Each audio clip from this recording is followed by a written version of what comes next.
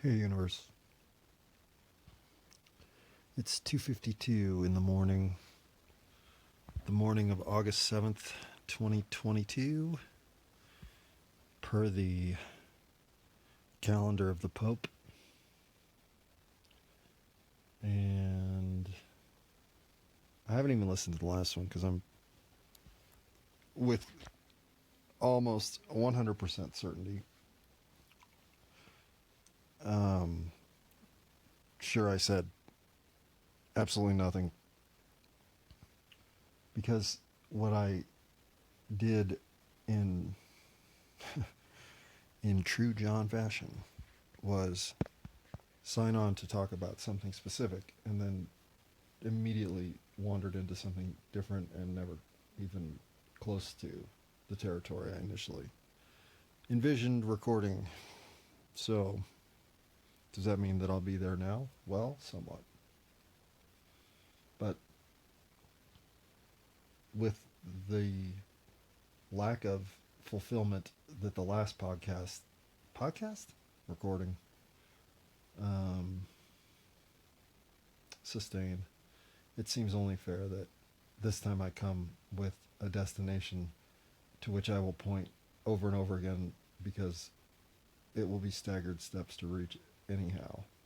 And if I can't build through the interim signposts that are marking the way to the actual outcome, well, then maybe this is the end of the recordings because that, at a minimum, is what anybody who thinks they are putting anything on any medium whatsoever that may be re-listened to at some point in the future should have in their forecasting plans.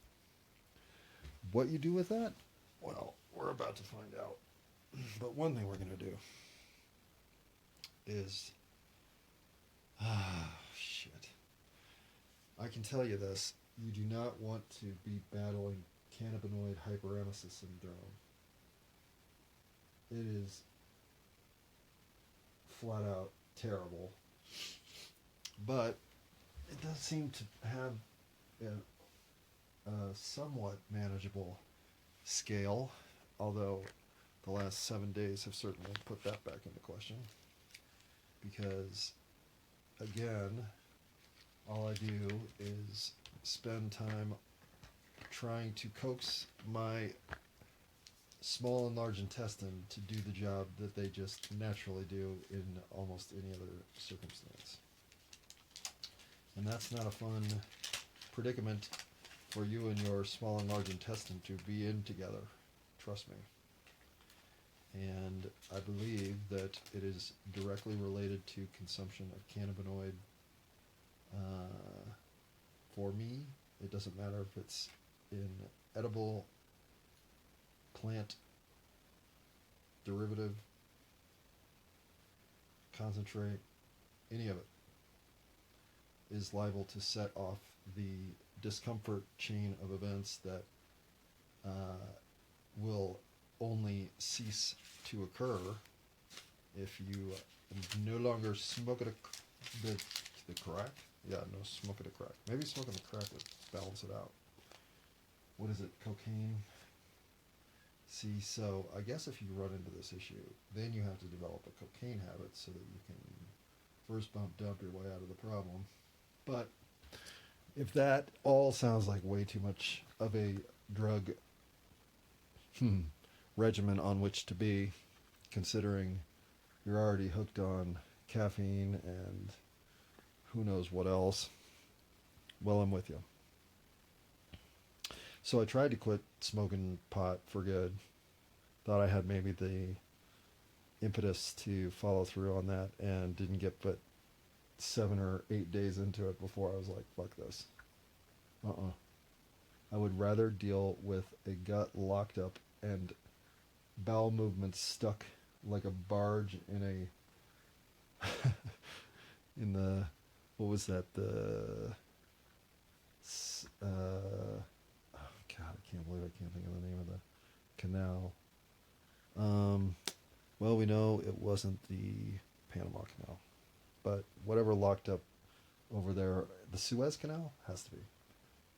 Whatever took that little plug of stoppage, well, that is a good metaphor for the slow and almost senseless process you must go through to coax what is an otherwise natural body function into performing its job.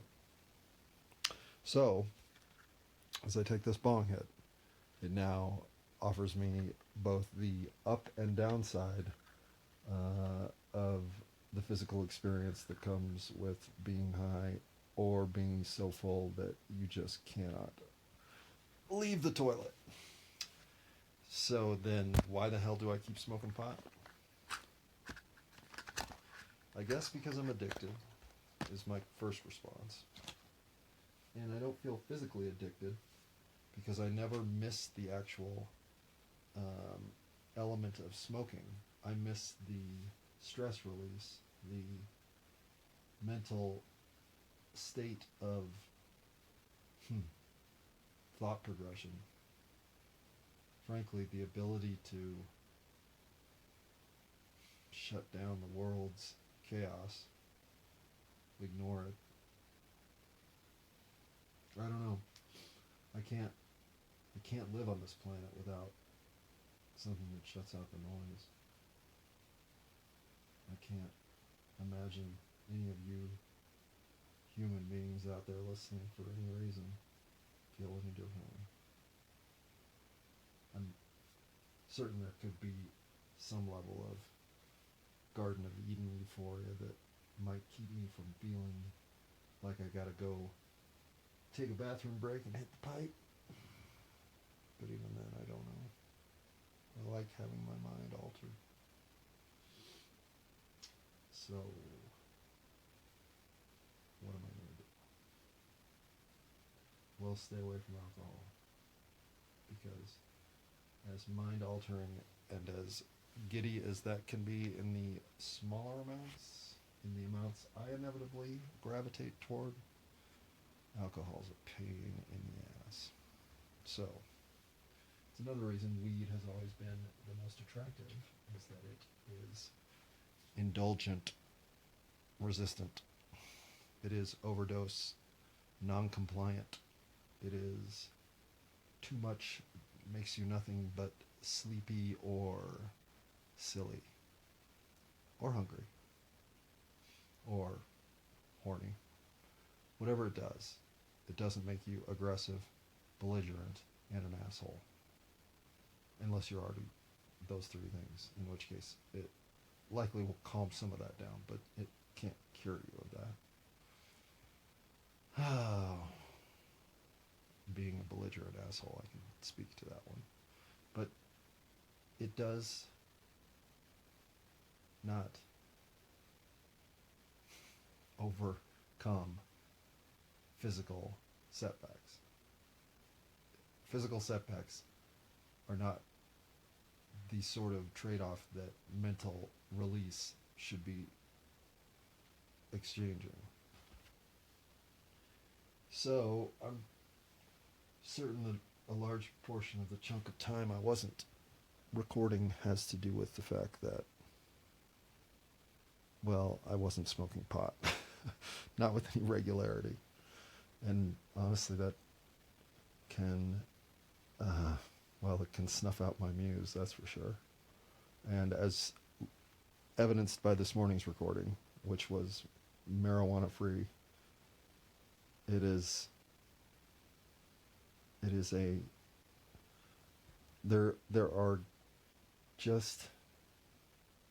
goo between the good thoughts, and marijuana lets me slip along that glue with some sort of Teflon coated magical chemical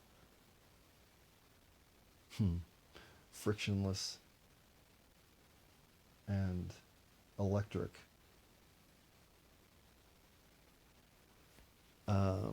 pace. Whereas right now, pre-bong hit, well, we can all see what's happening.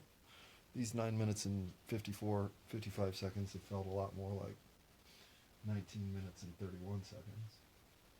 do the Steve Martin, the first minute felt like a minute because I was just warming up. But then the second minute, when I couldn't figure out what I was talking about, well, that felt like 4 minutes because I was making you endure me figuring things out in my head before I could even speak them, and then speaking them before I even thought I was going to continue along that path. But then I was already on that path, so I might as well push before you realize I'm redirecting because I had never figured out what I was going to talk about in the first place, which is where we are now. So, well, none of that's actually true.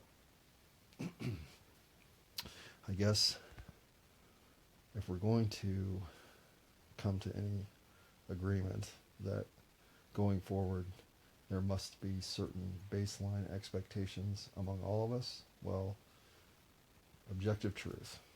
Objective truth, kindness, understanding, forgiveness, and listening. Those are my big 5 at the moment. And this pursuit of objective truth is the biggest flip-flop my life could have done. This isn't me. I'm not the guy that ferreted out that which was the noble underbelly of the deceitful charade placed upon us. Hell no. I'm the dude either in on the charade or wise to the charade or pissed that he was duped by the charade and wondering if maybe he missed something where he could have been in on the charade. But I have no interest in ferreting out the truth, the wise, overarching lesson to be learned through the application of humanity and its misdeed tripping over its own stumble bumble way of life. No. When I saw that humanity was basically one big hand grenade with the pin pulled out and a couple of bunnies sniffing around it wondering what the hell's going on, I thought, well, this is awful. This is just awful. Because it doesn't have to be this way. And yet, the answers to why it is mostly boil down to because it's always been. And what does that give you? Because it's always been. Bullshit.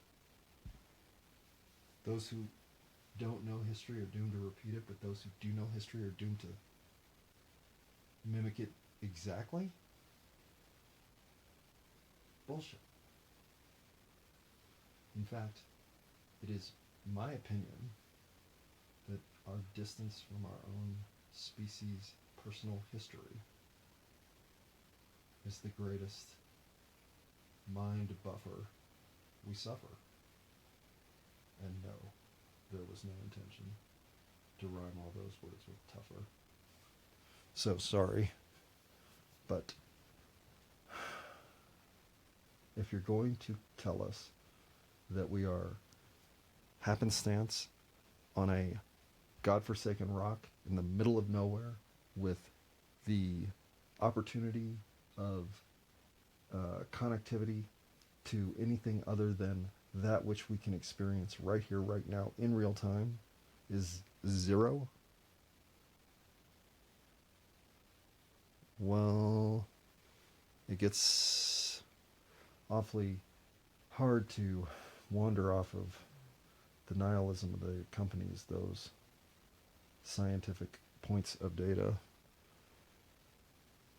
And then you think, well, but what else makes sense, right?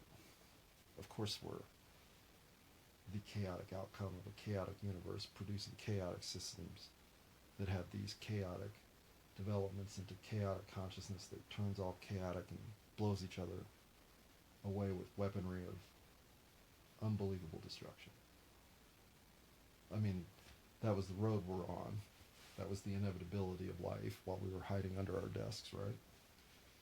This could be the big one. This could be the big one. This could be the one where civilization as we know it ceases to exist. This could be the big one. But it never, ever felt anything other than peripheral, anachronistic. These concerns felt like the trifling legacy of a generation who had fought too gallantly and thus couldn't remember that the world wasn't built on war, it was built on peace. Because when I came on the scene, all I saw was peace, love, and understanding. Well, in disco and polyester.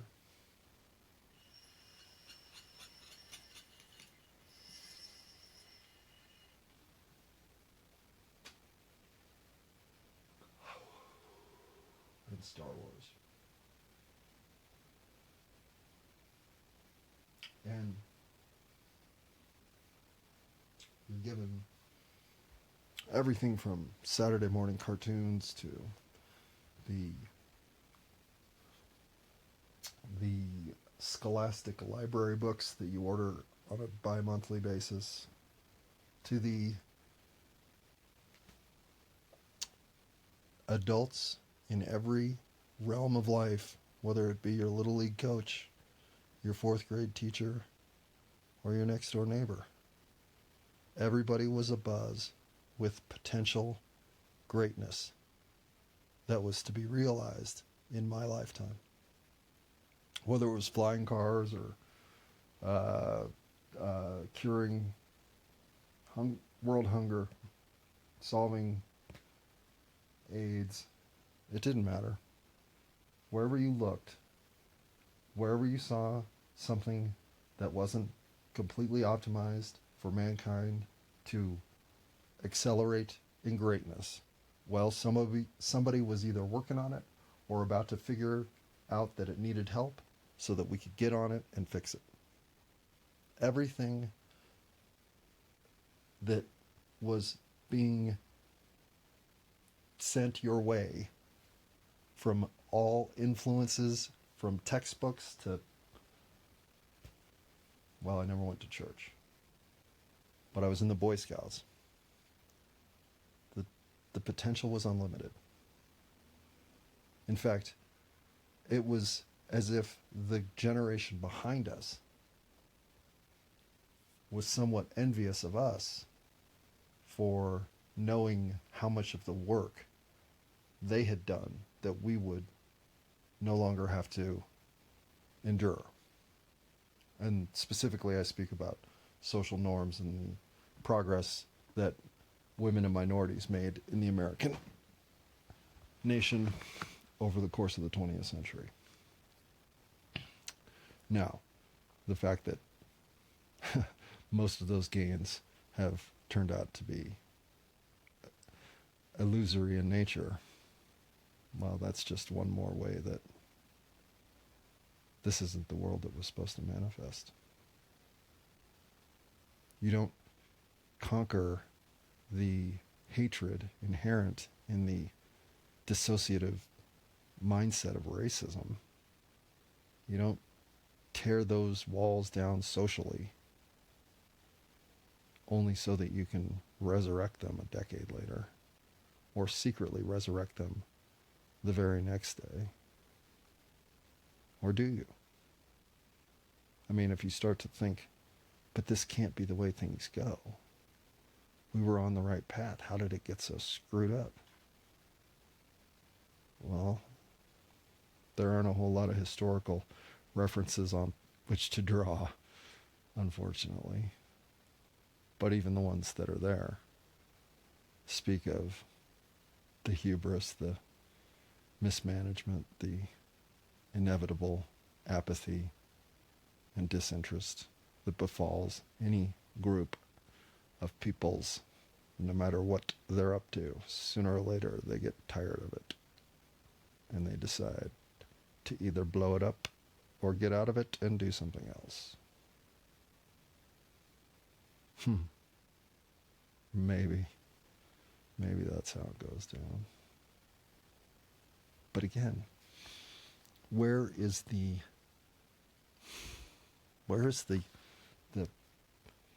compositional makeup of the human challenged entity that it just has no capacity to stand up in the moment that matters, right?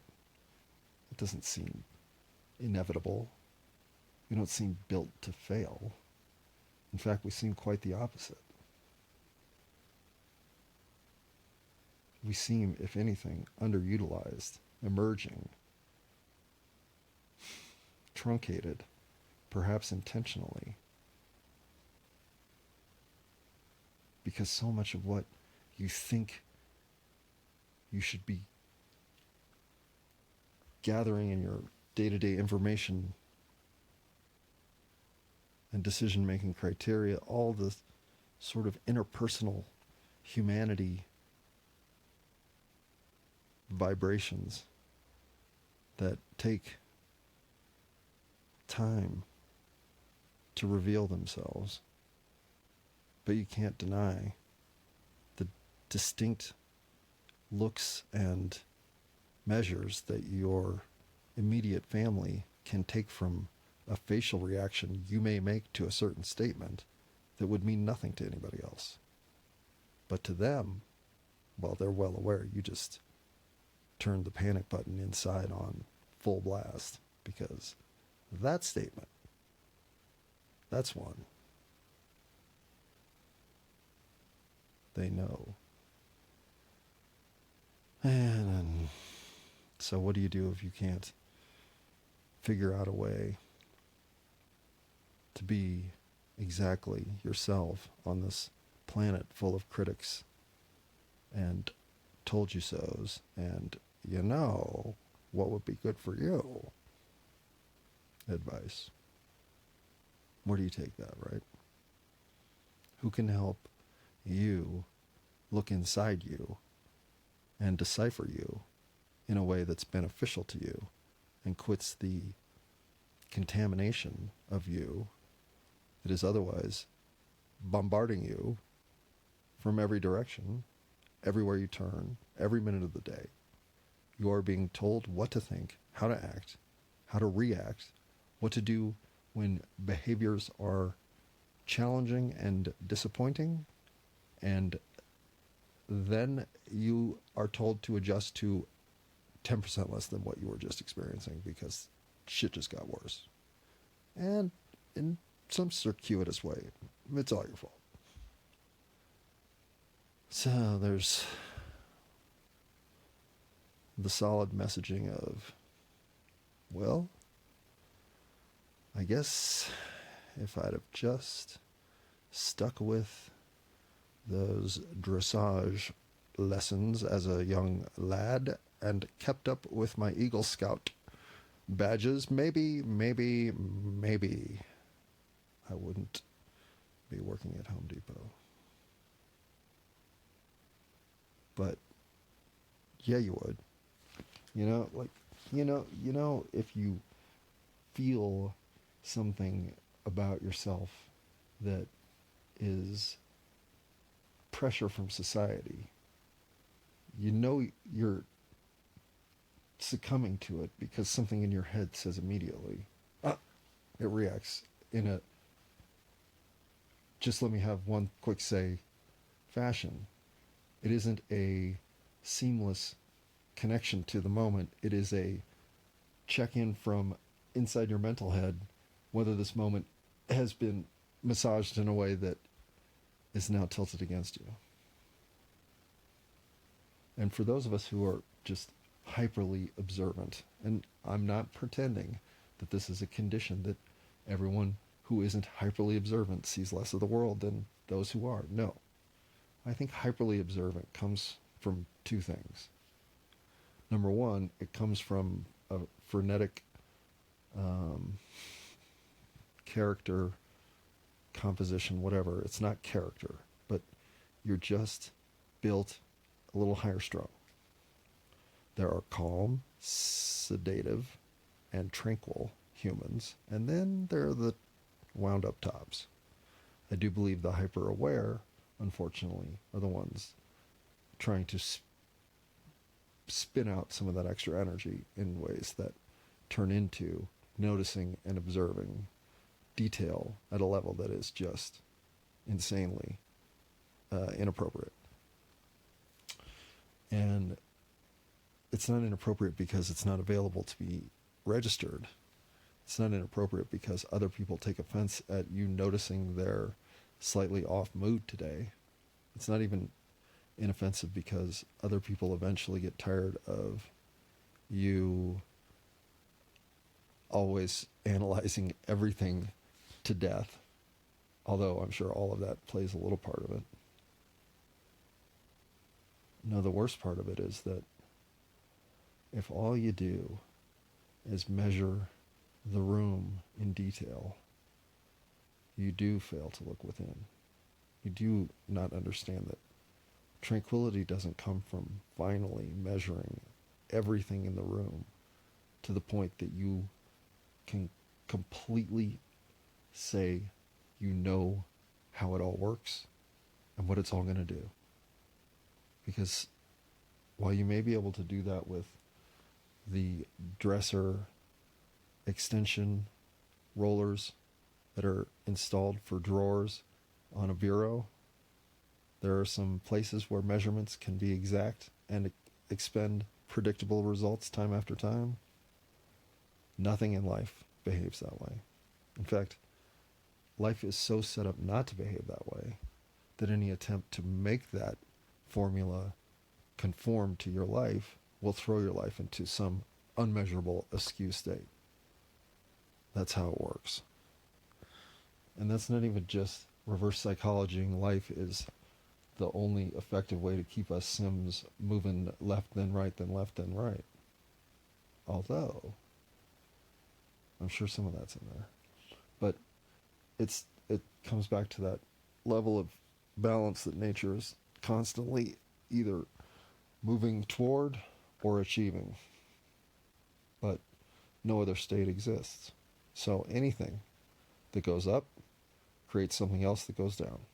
And this isn't even to say that there are discordant relationships here, that somehow this,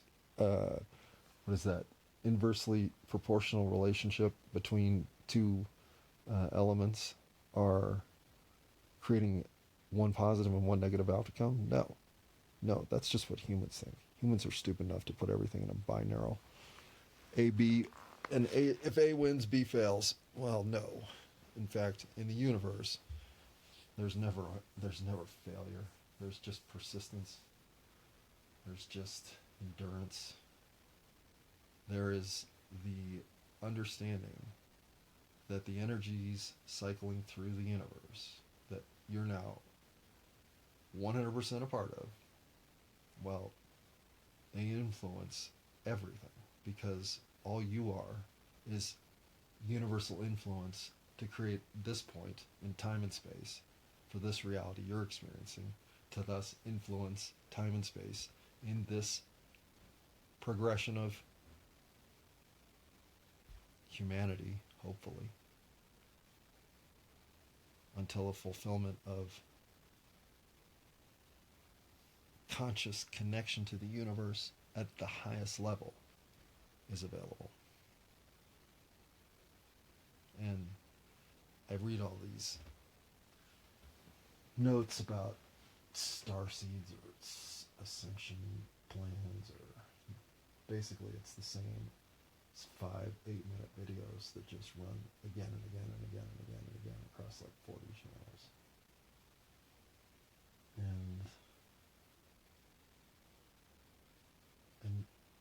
And while all that's just mumbo jumbo shit, the diversity of interactivity that is happening to humanity, with us being behind the mirrored glass, unaware that the observation is as direct and widely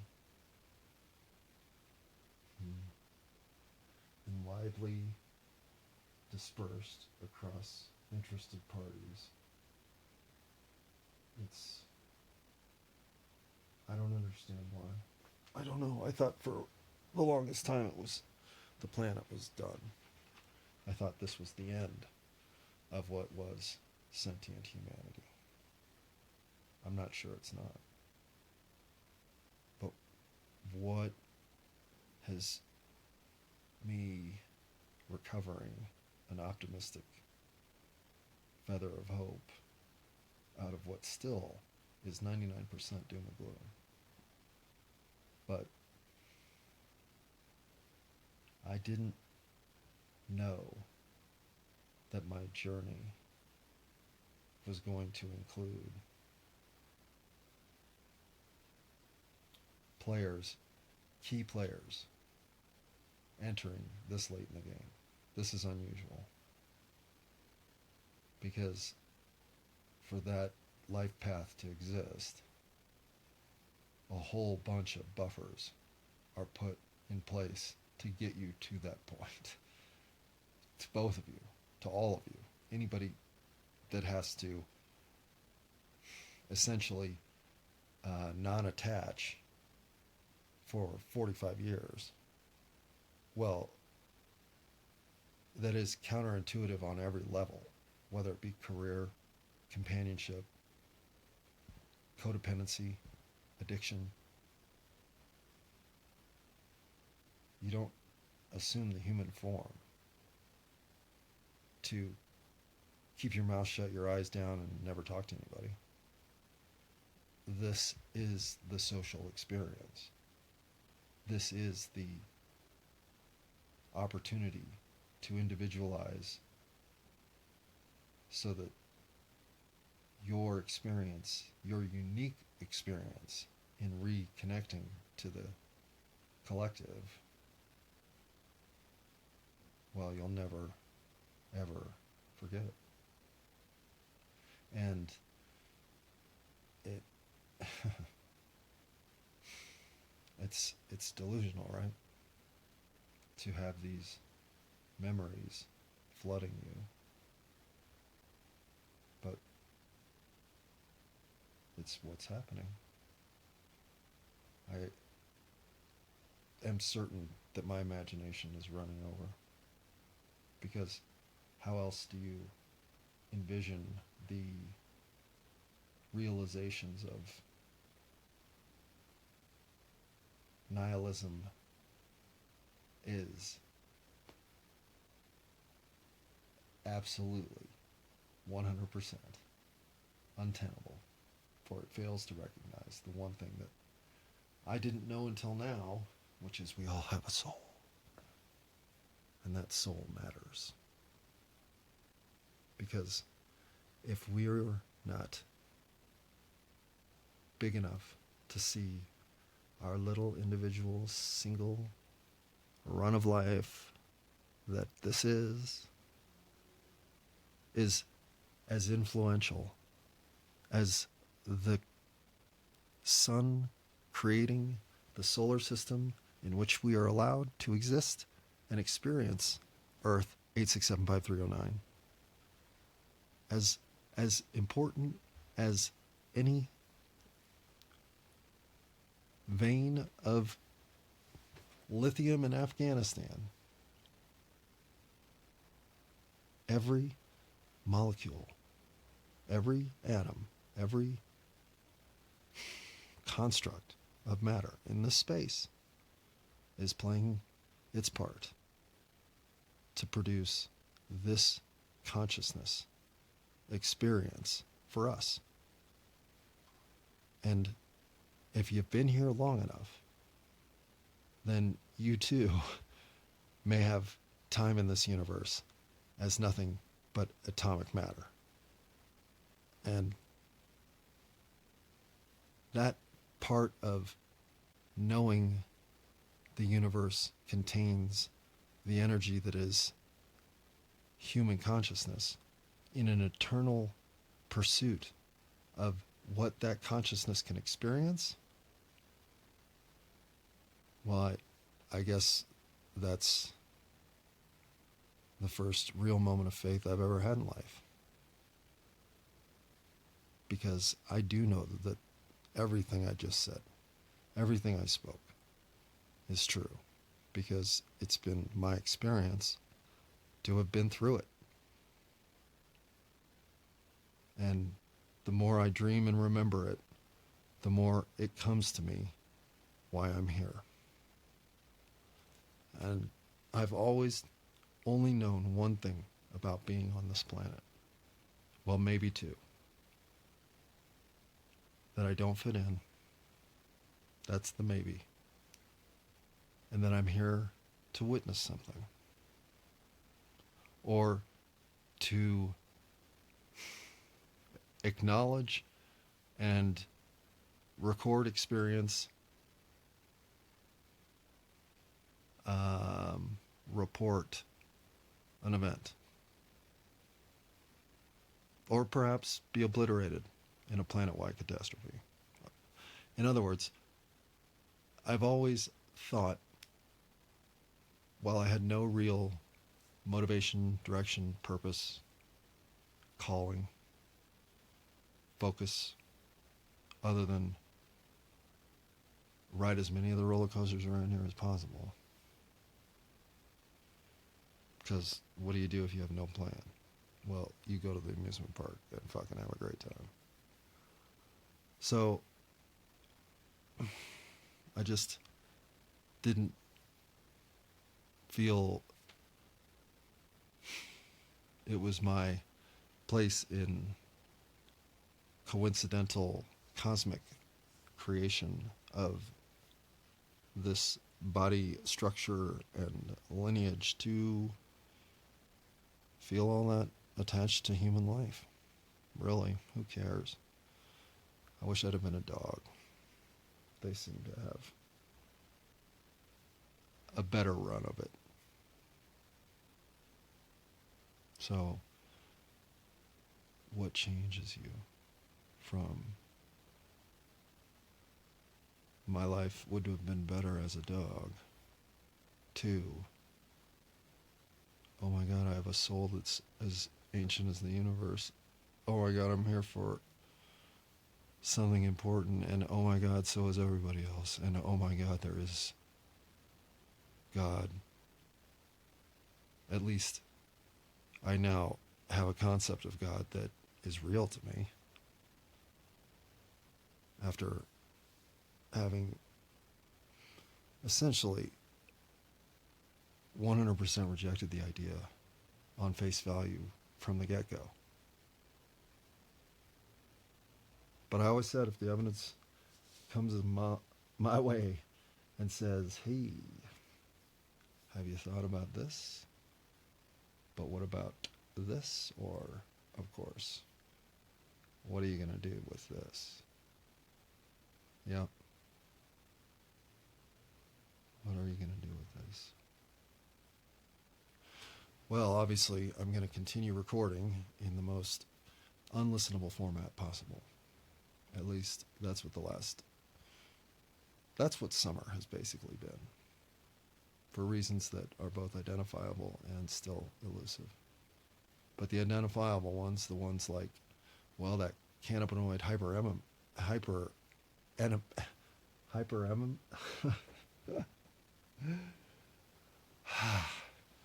cannabinoid hyperemesis syndrome was no fun. Still isn't, and but is no excuse. 2, Lily. 3, family holidays. 4, pets health. 5, my crisis in confidence. 6, this stuff is all pretty still insane to me and doesn't necessarily leave me feeling all that good to go out and share my current discomfort and paradigm shattering with the world. But 7, I know this is what I'm supposed to be doing. I don't know why. I don't know why I have to continue recording for the rest of the year. The process that it is to go from lost entirely to purposefully driven and directed with the sort of renewed confidence in what we're up to that can be explained either by I'm an NPC, or you are.